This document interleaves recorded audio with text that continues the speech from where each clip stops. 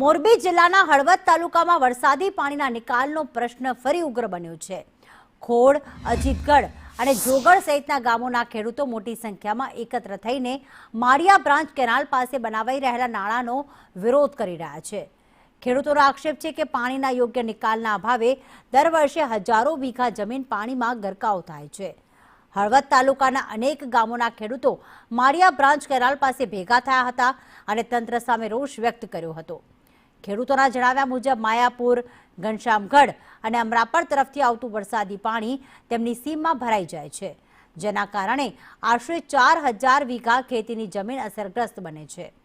ખેડૂતોનો આક્ષેપ છે કે છેલ્લા 25 વર્ષથી સમસ્યા યથાવત છે, છતાં કાયમી ઉકેલ આવ્યો નથી। હાલ બનાવાઈ રહેલું નાળું યોગ્ય જગ્યાએ ન હોવાથી પાણીનો નિકાલ નહીં થાય તેવી ભીતિ વ્યક્ત કરાઈ છે। ખેડૂતો ચીમકી આપી રહ્યા છે કે જો વૈજ્ઞાનિક રીતે સર્વે કરી યોગ્ય વ્યવસ્થા નહીં થાય તો આગામી સમયમાં ઉગ્ર આંદોલન કરવામાં આવશે।